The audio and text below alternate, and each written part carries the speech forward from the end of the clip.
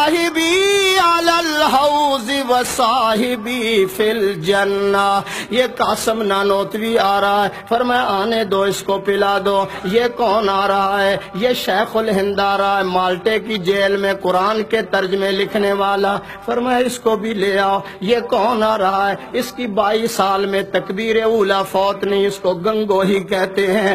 یہ کون آ رہا ہے؟ یہ حافظ زامن شہید آ رہا ہے. یہ کون آ رہا ہے؟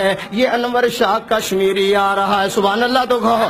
یہ کون آ رہا ہے؟ 18 سال روضہ رسول کے سائے میں بیٹھ کر حدیث رسول اللہ پڑھانے والا حسین احمد آ رہا ہے.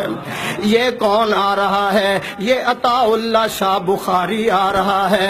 یہ کون آ رہا ہے؟ مولانا خان محمد آ رہا ہے. یہ کون آ رہا ہے؟ یہ کون آ رہا ہے؟ ساری زندگی اللہ کی توحید بیان کرنے والا شیخ القرآن آ رہا ہے. آنے دو اس کو پلا دو. یہ کون آ رہا ہے؟ آواز آئے گی یہ وہ آ رہا ہے جس نے امی عائشہ کے دوپٹے کے لیے اپنی جوانی کو قربان کر دیا ہے. فرمایا پلا دو. اور ان کو کہا جائے گا سحقن سحقا.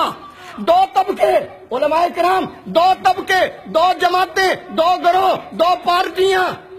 حوض کوثر کے سکون اور شیریں بخش پانی سے محروم ہوں گے. وہ 2 طبقے کون سے ہیں؟ ایک صحابہ کے دشمن اور ایک بدعتی. درخت اپنے پھل سے پہچانا جاتا ہے، استاد اپنے شاگرد سے پہچانا جاتا ہے، معالج اپنے مریض سے پہچانا جاتا ہے.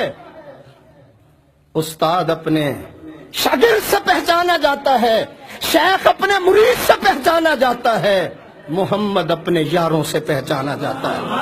5 منٹ میرے باقی ہیں. سبحان اللہ کہو ذرا. اصحابی کالنجوم.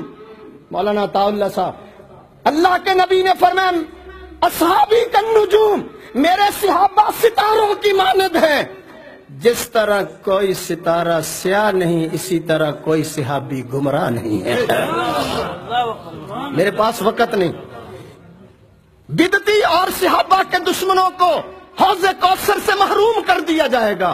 علماء بیٹھے ہیں، سیدنا حذیفہ راوی ہیں. اللہ کے نبی نے فرمایا لا يقبل اللہ لصاحب بدعۃ صوما ولا صلاۃ ولا صدقۃ ولا حجا ولا عمرۃ ولا جہادا ولا صرفا ولا عدلا یخرج من الاسلام کما تخرج الشعرۃ من العجین.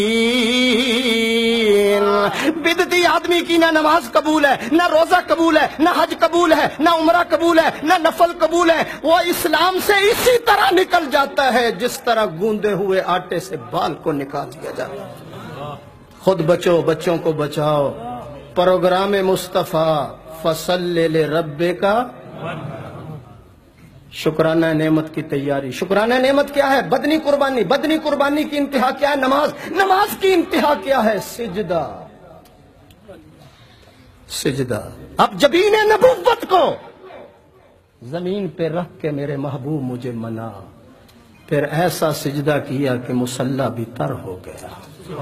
پھر ایسا سجدہ کیا کہ بدر کی زمین بھی تر ہو گئی.